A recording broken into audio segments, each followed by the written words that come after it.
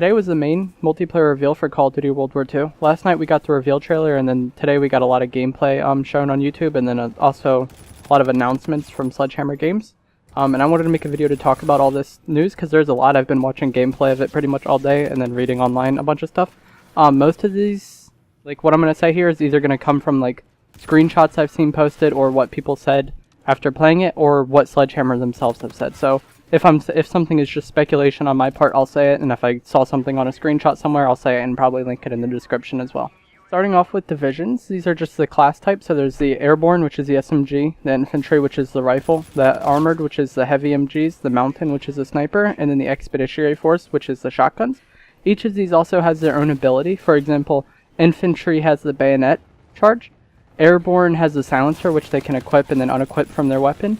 Mountain has the ability to hold their breath and gain aim assist and like name tags on snipers.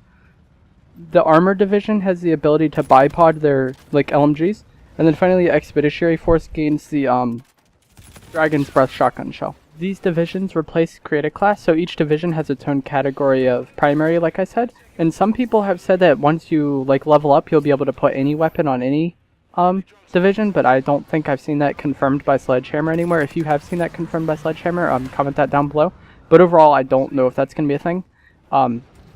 Perks are now gone, but they have been replaced by division trainings, which basically are perks. We'll get to that in a little bit, but basically there's a division training perk, which is exclusive to that division, so like the airborne division training. And then there's also basic trainings, and these are just like a generic pool of perks that could be pulled from any division. So like these are going to be your perks like flak jacket, tactical mask, ghost, those type of things are going to go in the basic training, and we'll get to that in a moment. You can still pick up weapons like normal off the ground, so it's not going to be like Battlefield where you pick up somebody's entire kit. And from what we saw, there was 10 like slots that they used, and they had 2 slots for each division. So it was just basically like normal created class. You could switch and you died. It's just basically the same ship, but they renamed it and then locked certain things into like for the certain weapons. It's really not that different. They just didn't explain it very well as far as the teasers went. Overall, I think this system is okay. It's really not that big of a deal. Just a new created class system. Sure, I'll try. Seems fine. One of my favorite things is that it's visually apparent which division someone is playing. So if you see someone in a ghillie suit, you know they're the sniper division. So you know they most likely have the or the mountain division. So you know they have the sniper. And then you also probably know, if you like you're experienced in game, you'll know what division perks they have access to, and maybe that will dictate how you play in some cases. I just think it adds like kind of like a knowledge gap to the game, to where if you're like an experienced, knowledgeable player with the game, then you'll have like a certain like knowledge advantage on some people who are newer, and I like that. It's fine. It's obviously nice to be able to visually see which gun someone most likely has. Before we get on to the training or the perks, one minor thing I noticed is that on your primaries you could have 2 attachments to start off with. There was a screenshot of like a weapon and it had 4 attachments, but he did have a division training that gave him the ability to use 2 extra attachments. So 4 total, 2 of them being extra. The base attachment slot is 2. So that's a decent number. It's not bad. It's not that great either, but it works. We also did see a lot of attachments that we are used to seeing. We saw things like quick draw, advanced rifling, high caliber. I think there was just a normal grip in there. And then we also saw this like glass sight. I'm sure you've seen this if you've seen any gameplay. It's just basically this game's version of a red dot, but it's like World War II themed. It just is what it is. It does the job. I'm not really too excited or like disappointed in it. It just basically is what it is. So on to the division trainings. We saw quite a few of these. Starting off with the infantrymen. This was level 3, so there are tiers to these. I don't know if you level them or you put points into them and then maybe those points detract from something else. I don't know. People didn't get to make classes at the event. They just had to play with the pre-made ones, so we don't really know too much about these division training perks, but I think they do level as you use them. Starting off with Infantrymen 3, you get 2 extra primary attachments and 1 extra attachment on the secondary. This is what I was talking about earlier with the 2 extra attachments. And since it is Infantrymen 3, I think we could infer that maybe Infantrymen 1 gives you 1 extra attachment, and then maybe 2 gives you that second attachment, and then maybe the 3rd point gives you the attachment on your secondary, or maybe that's not that particular order, but as you can see, as you level it, you probably gain some sort of benefit. And this is for the infantry class. Next we have Pathfinder 3. This is for the airborne class, and you gain longer sprint distance. You sprint faster, like faster speed, and then you can also climb obstacles faster. This is a very good perk, and you can see it obviously fits the SMG playstyle, and that's something that I think you're going to see with a lot of these division perks, is that they fit the playstyle of the weapon in some way. Next we see Sapper 3. This is for the expeditionary force. They're the shotgun class. This gains extra mags, immune to shell shock and tactical equipment, and take less explosive from equipment, like lethal equipment. So this is very good. It's kind of like flak jacket and tactical mask combined, as well as like some sort of fully loaded perk or bandolier. It's taken several names throughout the course of the games, but yeah, that's a very good perk, and I wouldn't mind using that. It is quite unfortunate that you have to have a shotgun use that, but you'll see later tactical mask and flak jacket kind of exist in other ways in the basic perks. Next, we're going to see Tanker 3. This is for the heavy kit, and you get rocket launcher as a secondary, an extra piece of lethal equipment, and you could throw equipment faster and further while sprinting. I thought that last perk was pretty sweet, because then you could it'd really change a lot of nade spots if you were using this, and then you planned like certain nades that might only work if you were sprinting, and had this perk. I think that's pretty cool. And then finally we have Scout 3. This is for the mountain class, and you see names farther. The minimap was increased to show more, and then you are hidden from player controlled streaks. This is just an okay perk. I don't really think this is too mind-blowing or amazing. And you'll see, like, they said they got rid of perks, but a lot of these trainings are just like a set of perks that we've already seen in multiple games. I don't think there was anything in here that was too unique to this game. Most of these things were just perks from other games combined into this. So like I said, they say they got rid of perks, but they really didn't. It's basically the same. They're just kind of limiting your customization and maybe like designing a certain playstyle that they want to see. Next we have the basic trainings, and these are confirmed by Michael Condrey on Twitter to be available for each division. And I'll have a link to the Imager post where you can see all these classes that I'm reading from. First we have Ordnance. Score streaks will cost less and reroll care packages, so we see that care packages are in the game. So this is basically just hardline from recent games. And I don't think these level, at least in the pre-made classes, they weren't leveled at all. So yeah, I don't think that's anything that we've seen confirmed whether or not these level, but as they were in this build, they were just what they were. They weren't leveled or anything. Next we have Scoped, move faster while ADS in an extra primary attachment. So this is kind of like Bling and Stalker combined, like I said, perks that we've already seen. Next we have Forage, swap weapons and throw equipment faster, and then you also resupply ammo from dead people. So it's basically Scavenger plus some other perks that we've seen in recent games. Smoked, an extra lethal and a smoke grenade. So this is kind of interesting. You get an extra grenade, nice, and then you also gain a smoke grenade, but we did see someone have a smoke grenade equipped to their class without having this perk. So I don't know if equipment is going to be limited based on the division or what, but we did see the smoke grenade on the infantry class on its own. Next we have Duelist, 2 attachments on the secondary. This is pretty much a worthless perk. I don't know why you would get this unless like akimbo pistols with like extended mags are really good. But I don't expect akimbo pistols to be that great in this game just because of there's like no full auto pistols. So I don't really know why this perk exists, but I guess if you really wanted a decked out secondary you could go with this. And then I assume this would stack with that Infantryman 3 perk we saw that would give you an extra attachment on your secondary, so you could get a total of 3 attachments with this. Or maybe 4 if you start off with 1, I'm not sure. And next we have Phantom. This is Dead Silence, plus Ghost and no fall damage. So you have quieter footsteps, you're hidden from the radar when you're moving, and then no fall damage. I really like this perk just because it combines all the stealth perks into one, and if you wanted to play a stealthy playstyle, this would definitely be a good perk to have. Next we have Steady, immune to shell shock and tactical equipment, and you sprint farther. So this is tactical mask plus like some sort of marathon. Not that amazing, like I said, something we've already seen. Would be a good perk though if tactical equipment is used.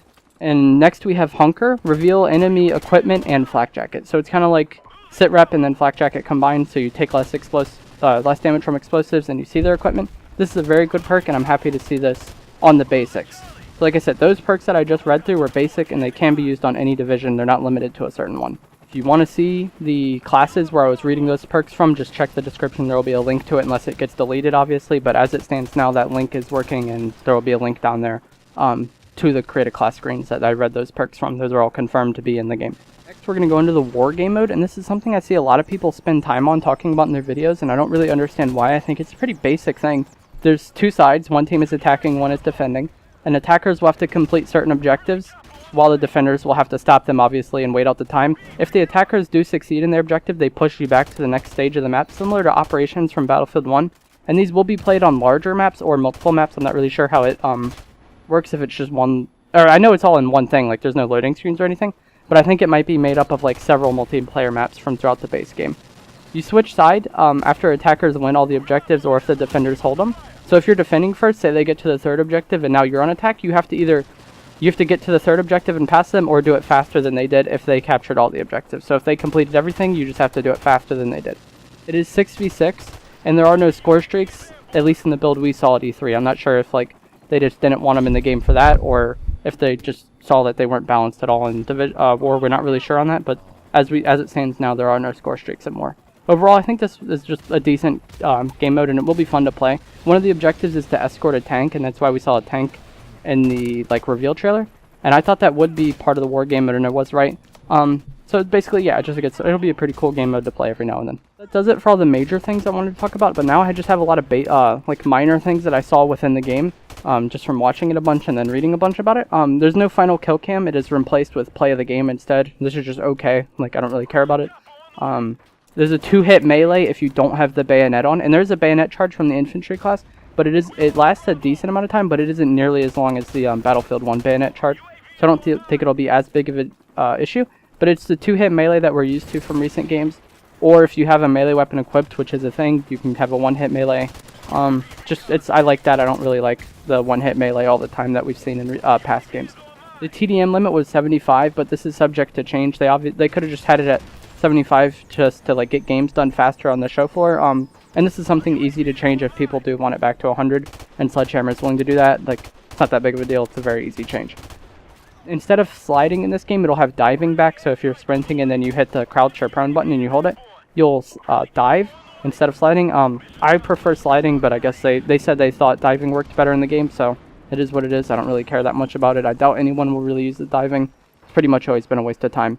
Vehicles only exist as score streaks or in objectives in war. We saw that plane in the reveal trailer, and that is confirmed to be a score streak, and that tank was confirmed to be an objective in war. Overall, I'm pretty happy with the score streaks that we have seen. I'll have a link in the description to a post with all the score streaks. I don't feel like just reading them off word for word. But some of the cooler ones I saw were the UAV and the counter UAV, or recon plane and counter recon plane, whatever the hell it's called. It's just a radar scan. I thought it was pretty cool that we had the counter in this game because a lot of people said we wouldn't. And then also I like the paratrooper streak. I really want to see what that does, but basically it gives you some AI teammates that parachute in. This reminds me of Ghosts, and it could be very good, useful, especially if you don't have that graded teammates that aren't doing much on the map. I think this will be a good, decent score streak. The mini-map is a circle now instead of being a square or a rectangle as it has been in past games. This is fine. It's not that big of a change. It seems like it covers less area as recent games, so that is a change, but that probably compensates for not having silencer as an attachment and only having it as part of the airborne class. Or I've only seen it as part of the airborne class. It wouldn't make sense to have airborne's ability be a silencer if you could just have it on everything. So I don't think silencer would be in the game except for the airborne class, so the smaller radar kind of makes up for that. The beta for Xbox is September 1st to 4th. So I was right on my prediction I made last night. This is just a fine beta date. It hasn't been confirmed if this is for PC as well. And I think PlayStation will actually have 2 betas, the back-to-back, so they'll have the original PlayStation beta time, and then they'll also get a beta during the Xbox time. That's fine. More people testing the game. It works. Looking forward to that date. Ghost only works while moving. I think I said that earlier, but that's a great addition. That's how Ghost should always be used. I think Treyarch introduced that in Black Ops 2, and it's been used pretty much in every game since except for Ghosts, I think. So yeah, it's just a good change. I like that. You can reload the M1 Garand whenever you want. I think this is a good change just because it made that weapon very annoying to use if you could only reload it at certain inconvenient times, or you couldn't reload it when it was convenient. I know some people don't like this because they say it hurts the realism, but I don't really care. I only care about the gameplay, and I think reloading the M1 Garand whenever you want is good for the gameplay. It has medals like we're used to, like the Bloodthirsties, the headshot medals, all of that. So that's good. Gives you more XP, and some people like when it pops up. Although one thing I noticed is they are smaller than in recent games, I think, so they aren't going to be as obstructive, but I assume you could turn it off if you wanted. Snipers start out as dual render scope as we've seen in recent years, but if you hold your breath from the mountain ability, the sides go black, you lose your sound, and you gain aim assist and name pop-ups. I think this is a good change because it makes it to where quick scoping won't be overpowered again with aim assist, but it also makes it to where actually sniping can be viable if you actually want to sit back and snipe like a normal sniper. You will have the aim assist and you can make that a viable playstyle again. Hit markers turn red when you get a kill. Don't know if I really noticed this in the game, but I read this on Twitter from Charlie Intel, so I assume it's true. That's cool. It's just fine. Score streaks are kind of different in this game. In recent years, you had to get all of your streaks to start working on your past ones again. But in this game, you just start working on a streak once you have it. So say my UAV is at 400, and I have another thing at 900, I would actually get the UAV twice on my way to that 900 point streak, rather than having to wait to get to 900 points to get my UAV. So this is interesting, and it could be used to change some score streak styles, because in the past you kind of wanted to have a decent flow of your streaks, but now you could just have UAV, counter UAV, and then something high, and you would just get a lot of UAVs and counters on your way to getting that high thing. Weapon inspecting is back, that we saw in COD 4, I think. I don't think we saw it in Infinite Warfare, but it was in COD 4. or Modern Warfare Remastered. That's cool. I don't really care about it, but some people like it.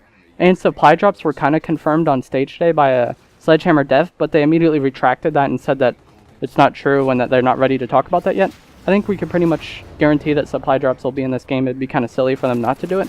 It's just a matter of doing it right, and I think they should go the Infinite Warfare route of giving the new weapons, if there are new weapons, to all players that have the Season Pass, and then just making it unlocked via a challenge from everybody else. Or if you get it out of the drop, you can have it that way. I'm not sure if we'll have variants, I kind of hope not, but we very well may, just because it sells drops. So that's going to do it for this video. Please comment down below what you thought of this, and are you looking forward to COD World War II? Thanks for watching.